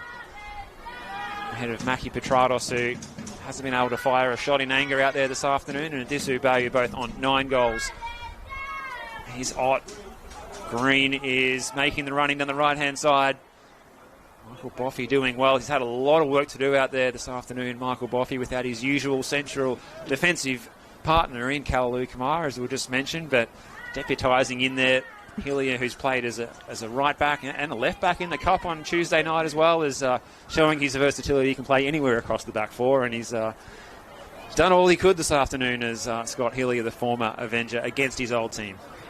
Swiss Army knife, indeed, is Scott Hillier, but at the same time, there's just, in terms of what's happened in front of him, it's just kind of fallen down, especially like in terms of midfield and just structurally. But that being said, Avondale's quality is a class above. It's just a notch above, and they're showing that today, this afternoon, in terms of the way that they've executed when it's mattered. So Katsaka's turning to the bench, I think, one more time, or two changes in the offing that will confirm momentarily. Yeah, so it's going to be Ralos heading off for Luke Oresti, the 22-year-old. Scored a double in the Cup earlier in the season against Moreland City. He's got one in the league as well, one of their few goal scorers in the league.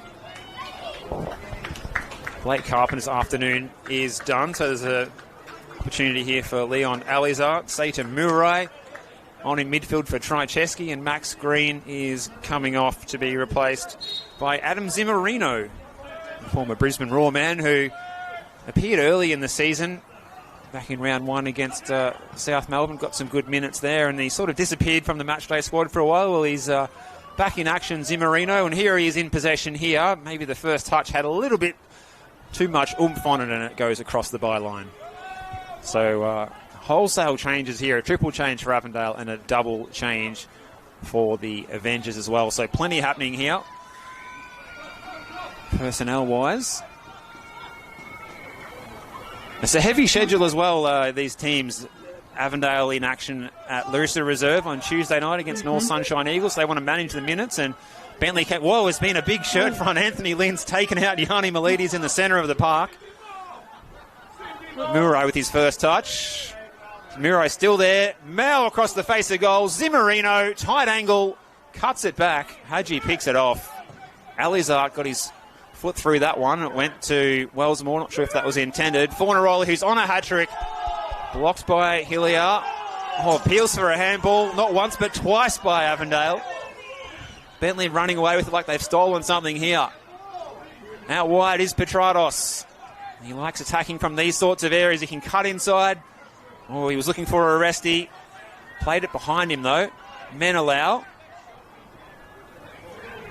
Bentleigh would love a goal now just to try and add some respectability and give themselves a bit of confidence on what's been a difficult afternoon. Alizart. Blocked by Boldea. Boldea back in possession. Petrados. Still he goes, Mackie Petrados. Dispossessed by Zimmerino.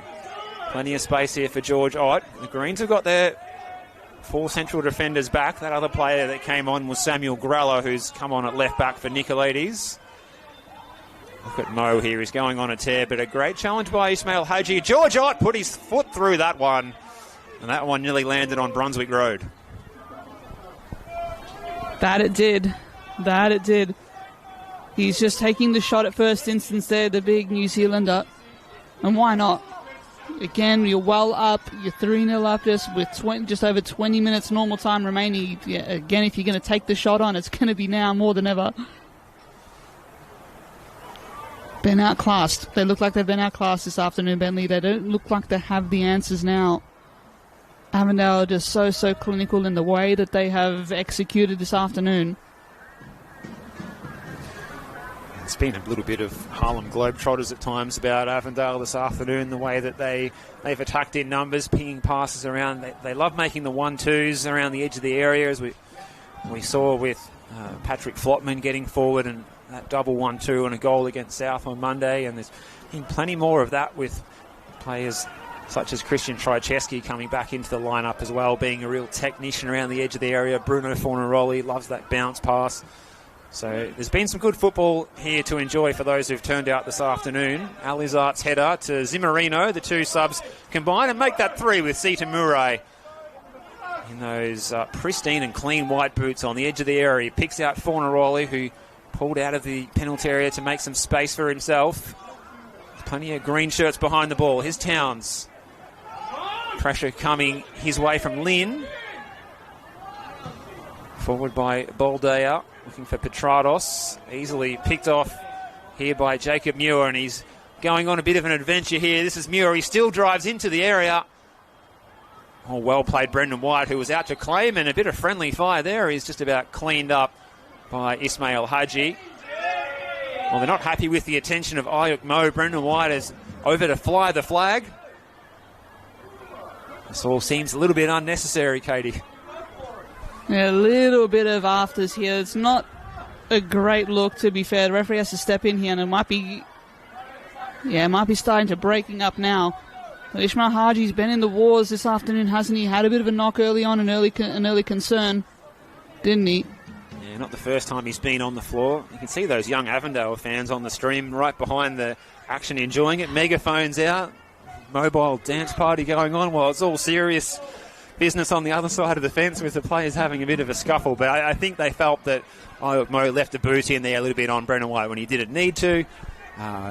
Agree. Ismail Haji was just caught in between a rock and a hard place there with his goalkeeper, the bigger body, coming out to claim the football. Can look around the grounds. Dandenong City have taken the lead at Casey Fields against Melbourne City, a Melbourne City team that's been on a run of great success. Indeed. Jack Webster, the former Bentleigh Green, getting on the score sheet there.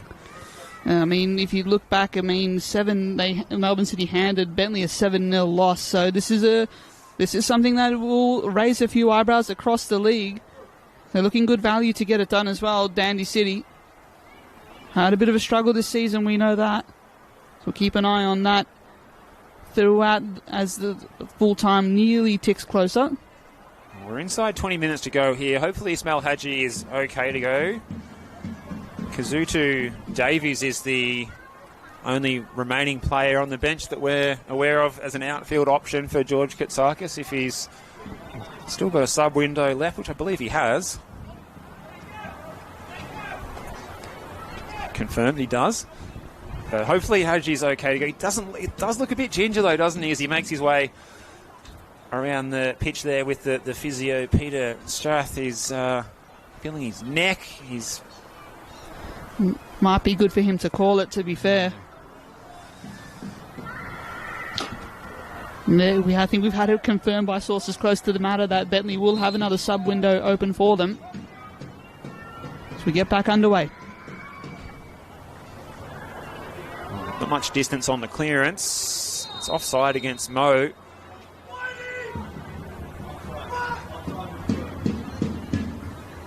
It's been a busy afternoon over the far side there for Gabriel Maroulis. He's to call that right deltoid into action again to raise the flag for offside against Ayuk Mo at least 3 times, I think, this half.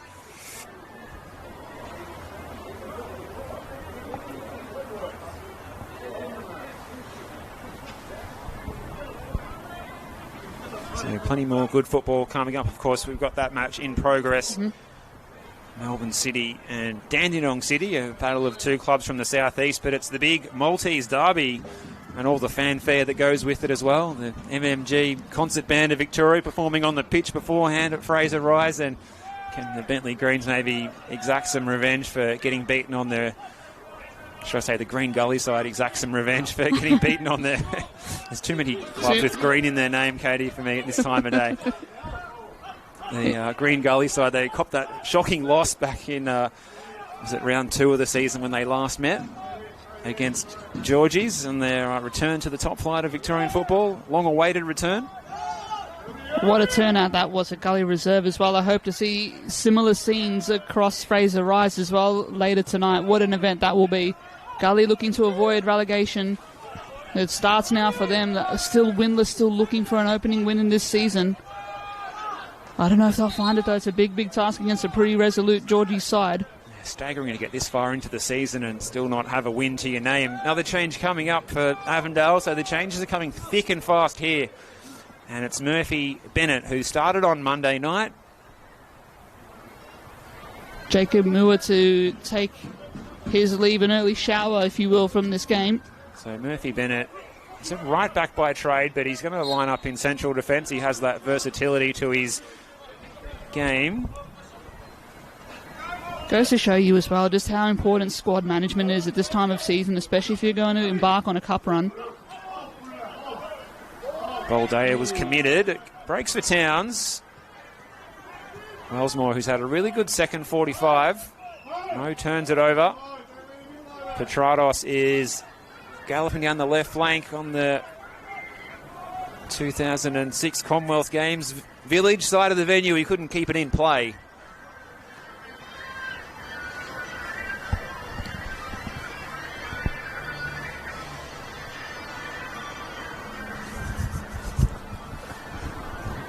We got some background Someone's music. brought the boombox in, Katie. I thought we were at Churchill Reserve at St Albans this afternoon for a second there.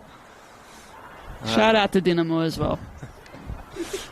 One of the great match day experiences in anywhere in NPL football, anywhere around Australia, is a trip out there to Churchill Reserve. Here's Menelao. He can play a clever pass here towards Petrados, but again, really, really well read by Wellsmore. The Greens do get the throw.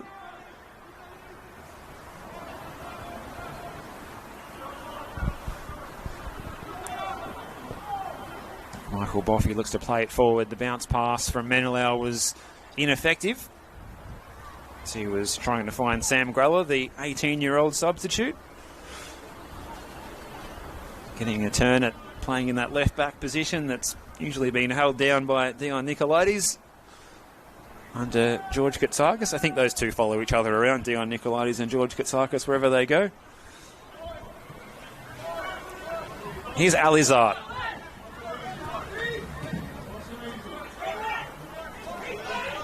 Interesting player, Leon Alizart.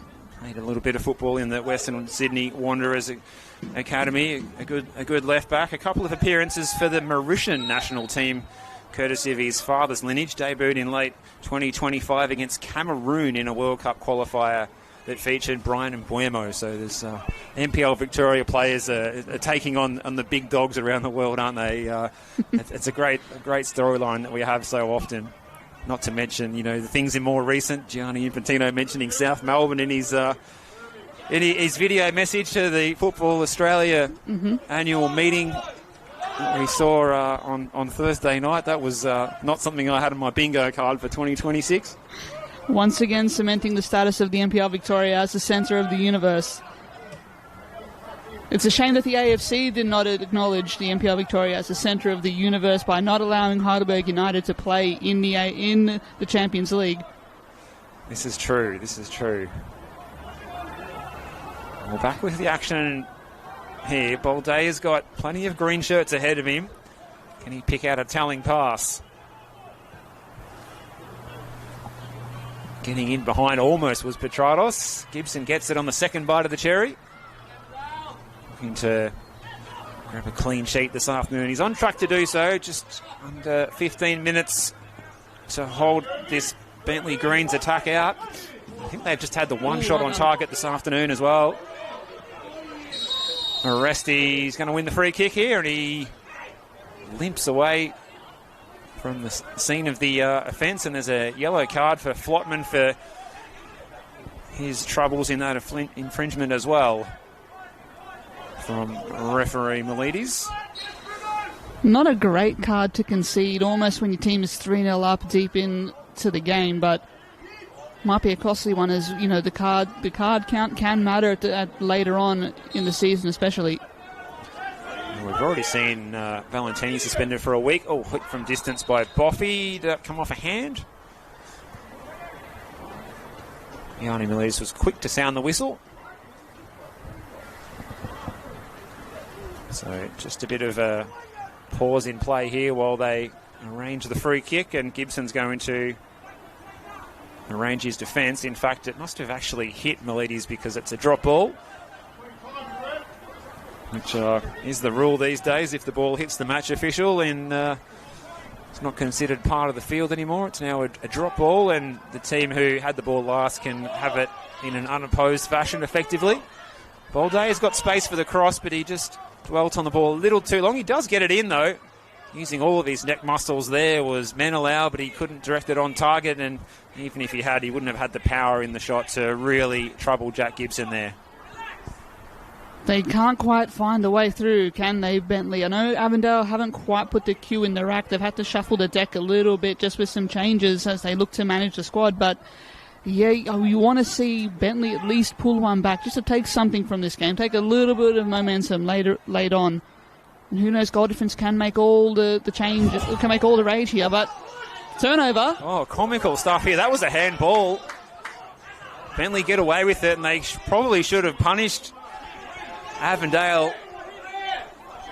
Well, it would have been an awkward one because that would have been a goal would have stood because the handball looked to have been missed. Chaos. Played out from the box. Gibson tried to clear it. And came straight off the left hand of Anthony Lynn. Like he was in the key trying to get a little assist for a layup there, but they couldn't put it away in any case. And Avondale survive a nervy moment there. But they've definitely, you said they haven't put the cue in the rack. They've definitely slowed down the tempo a little bit after all those successive substitutions that Jonathan Germano has made. George Ott getting a touch on that one. Zimmerino in the tight spaces, and they can create some space on the far side here. Sita Murai. Wellsmore is driving forward. He's got Mo outside of him, and he played it against Boffey for another Avondale corner.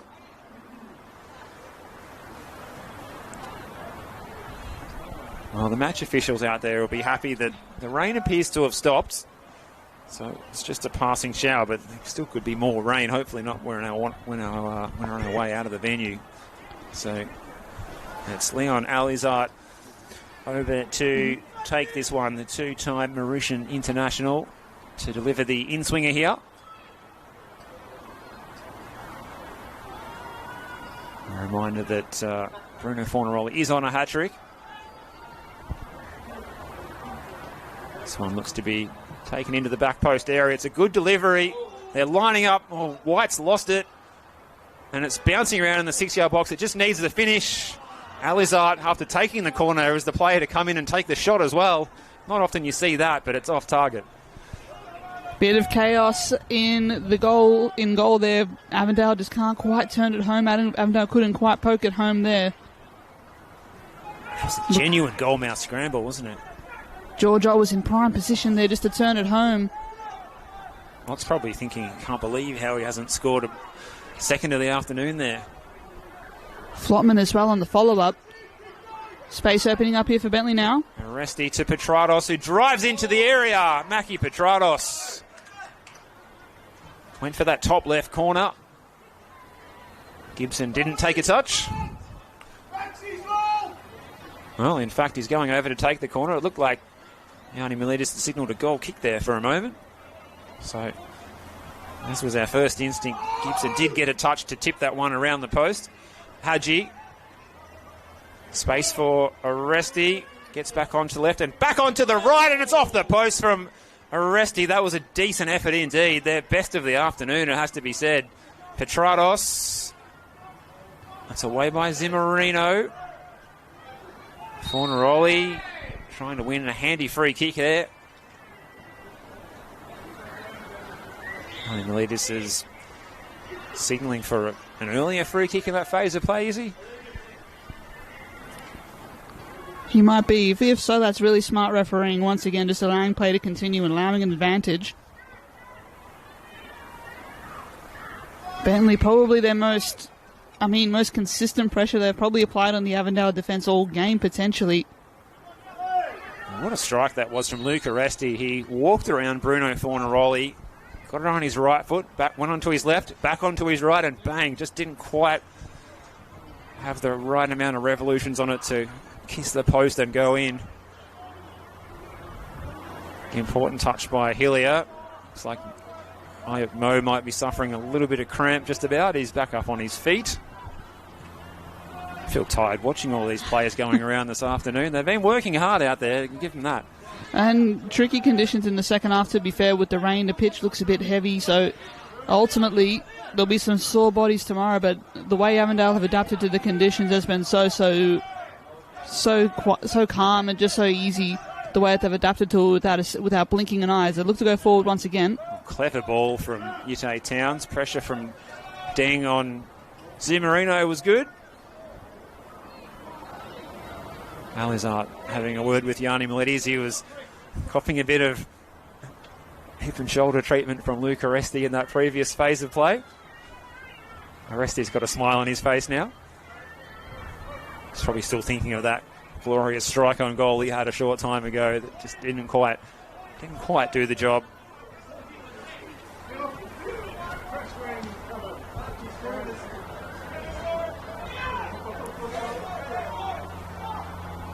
There is Oresti. Puts it out in front of Petrados. Foot race between he and Wellsmore. They're both isolated one-on-one out on the far side. Petrados just put his head down and tried to keep charging forward. He does win the throw. Won't get any easier for Bentleigh Greens next week. They got visiting Hume City next Friday night in the NPL Victoria. That's a tough assignment.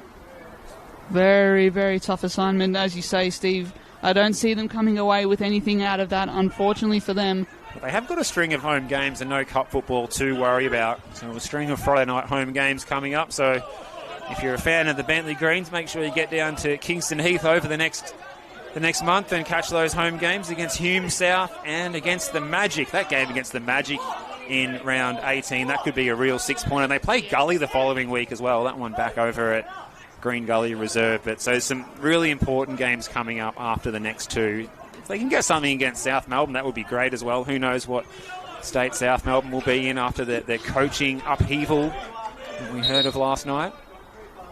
And they don't have any cup football to concentrate on now either after their exit on Tuesday night, so they can put all their focus into that. And maybe they can get some players back from injury. Maybe there's a Moe Dara or maybe Anthony Frangi to come back. I'm not too sure personally at the extent of their injury and absence. Haji, Boldea. Zimmerino was happy to put that one out of play. So not too long to go here. Oh, Petrados in space. Can he line up the shot? Across the face of goal. It just needed a touch. Lynn was lurking in the 6-yard box.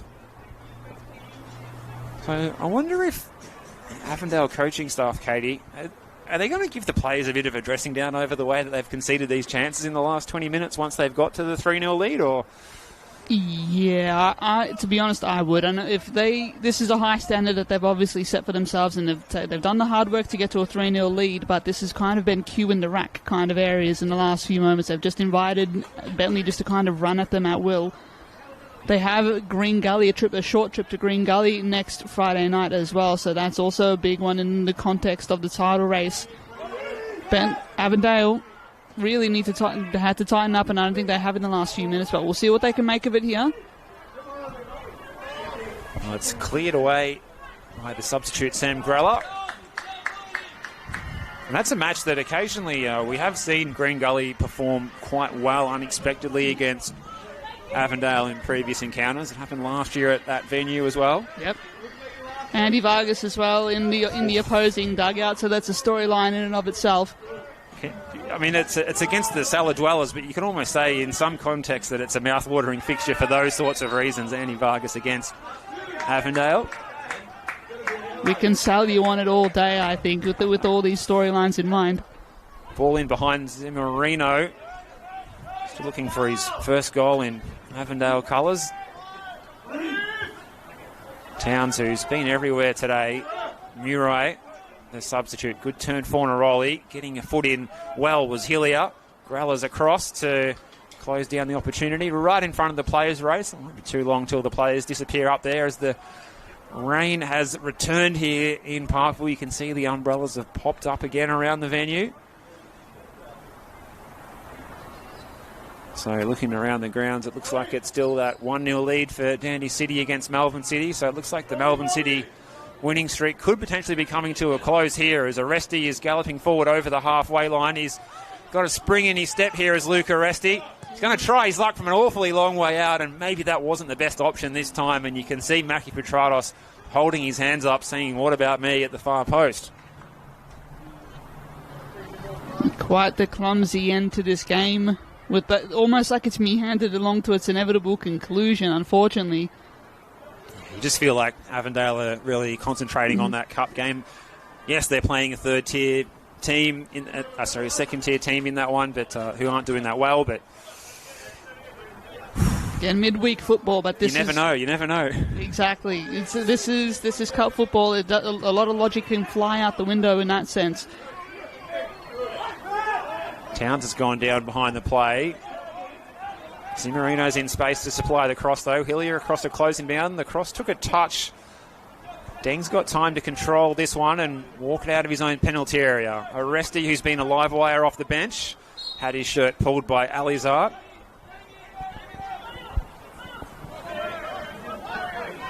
So as we said, plenty of very good football coming up this weekend. Still to come. Notably that big derby out at Fraser Rise tonight, the Maltese derby. Georgie's against Gully. Big crowd expected out there. It'll be Pastizzi's going out the door like hotcakes there at the canteen, Katie. Can almost smell them from here. It's a game almost running concurrently with that. 6:15, it's the Magic and Oakley Cannons.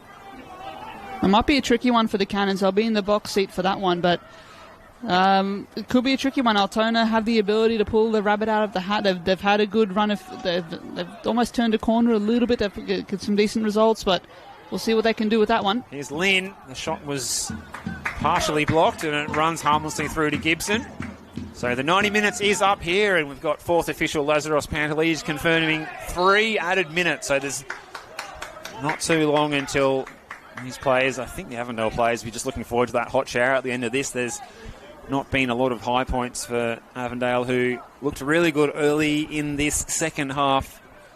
They've really taken the foot off the gas and conceded some opportunities to Bentleigh, which they have not been able to take. So this will make it 8 league games without a win for the Bentleigh Greens. George Getsakis still with some work to do if they are to stay in the league as they come into this one in 12th. Not quite getting a touch in the gantry here, but it's about as close as you'll get. Deng's throw for Hillier.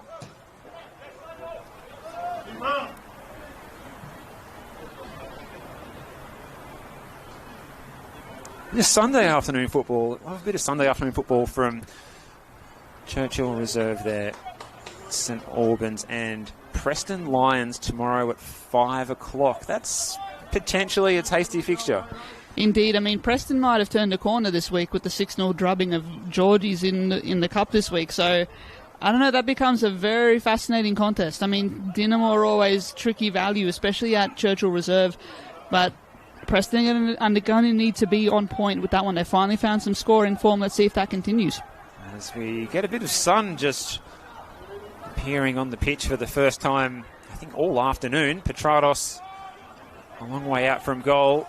Not too long left now. Most of that added 3 minutes has now evaporated. Hadji, it's blocked by Zimmerino. We can put it out in front of Fornaroli, who we don't need to remind you is on a hat-trick here. It's Fornaroli and Boffey. Bruno Fornaroli onto the left foot, and it is a hat-trick for Bruno. It just had to happen. And with effectively the last kick of the game, Bruno Fornaroli, one way then the other, makes the space around Michael Boffey and calmly slots it past Brendan White to make it 3. And Bruno, the match ball's going home with you tonight. That it is. That it is. Timeless, creative. What a quality player we have in our midst here in the NBL Victoria. He could have blazed away the shot. He tried to cut in. I think Boffey was expecting him to cut in, but he just takes a moment to go across and just lash the shot home to the bottom right. He's so, so good. Bruno Fornaroli continuing to get it done. That's another hat-trick to his name. Reigning goals, and he's further staking his claim for that golden boot. So he goes on to 13 goals in NPL Victoria this season it's only round 15. So that is a very good return, and he started slow without any goals early on as well. Of course, it seems like a very long time ago when Bentleigh Greens beat Avondale back in round 2 of the competition. It's certainly not the case this afternoon because Avondale have come roaring home. 2 goals in the first half, 2 goals in the second half. They win this one 4-0 courtesy of a Bruno Fornaroli hat-trick after George Ott, the New Zealander, opened the scoring, and it's been a comprehensive performance that has not really surprised too many pundits around the game who fancied a Avondale victory, and they got there in the end after a stubborn back five that George Katsakis put out early, Katie. And he had to turn away from that. He did have to turn away from that at half-time. As we recall, he had to respond to being 2-0 down. And ultimately, Avondale, too high a quality, too clinical when it mattered. Right? There were times where they put the foot off the brake late on in that second half, but that does not matter. In terms of the result itself, they were able to control this game with really so many different ways to hurt you. They had winners on every line. In terms of the way that they approached the game for that first half especially, they just built the platform that saw them home to this win. They just had such a great balance between possession and just being able to go and hit Bentleigh on the break as well. So this was a really professional home performance. I think for most part we can term it that way. Bentleigh looked outclassed. They just didn't look like they had the quality within the squad to really trouble Avondale. I mean, ultimately, should they have started with Dennis Menelau up top? Should they have started with the back four? Should they have been bolder from the outset rather than having to readjust later on? I think that's the question George Katsakis might be asking himself. I mean, all's well and good in hindsight from our point of view up here in the gantry, but I mean, yeah, this does not get easier for Bentleigh. And Avondale, too good, just at too high a level today. Yeah, as you say, 2 hard games coming up, Hume and South Melbourne in succession for George Katsakis' Greens. It's going to be a challenge. One player I forgot to mention as well was Keiji Kageyama, who's been a regular player. He wears the number 3. He plays in the number 10 position. That's unusual, but maybe if here's another one they can maybe get back, just add a bit of depth and a bit of creativity to that attack, which was something that they were lacking today, but they're also probably lacking that finishing touch as well. Mm-hmm. Yeah, I mean, it still doesn't bode well for them. Maybe they add a striker late in the season. Maybe they look to build up their attacking firepower in the late season transfer window. Kalilu Kamara back next week as well. He'll return to the starting lineup, so just to add some further solidity to that defense, some badly needed solidity to that defense. But yeah, we have to look at this side as being pre-hit by injury and suspension. So you have to account for that, which is why you have to build up your depth throughout the season or throughout the off season as well. So yeah, it does not get easier. I think they may have enough to stay up, but that might be famous last words and all that. But congrats to Avondale. We got to give it up to what they're able to bring out for their side tonight. Well, you mentioned depth. It's one thing that Avondale's got, Jonathan Germano. So much depth and quality with all of those off-season recruits that they got from a lot of clubs that were rivals in the Australian Championship. They're coming in and they're all starting to make a difference. So a lot of them coming off the bench today. A few of them started as well. And then they've got a few established players that they can potentially come back as well with Matt Reid, Kojima, another player who was doing some fitness work on the pitch beforehand as well. So plenty of options there. Valentini didn't even get on the pitch today as well. So there's no shortage of depth. It's almost an embarrassment of riches when you've got the likes of Stefan Valentini not getting a run at all. But maybe he will start on Tuesday night against North Sunshine Eagles in the Doherty Cup match that will also double as a qualifier for the national round of the Australian Cup round of 32. So plenty of exciting football to look forward to for Avondale fans as they claim their 9th win of the season from 15 starts in the league. That's a pretty good return as the players disappear down the tunnel. Thanks very much, Katie Lambeski, for your company this afternoon. It's been a pleasure working alongside you. Thanks to Nath behind the camera. You've been excellent as always. I've been Stephen Curtin, and thank you for your company at home, whether you've been tuning in from here in Melbourne, interstate, regional Victoria, abroad. Hope you've enjoyed the contest at full time. Another win for Avondale. Mark it down. 4-0 against the Bentleigh Greens. 3 goals for Bruno and 1 for George Ott at full time. It's a good evening from Avenger Park in the Senol NPL Victoria live stream. Thanks for your company.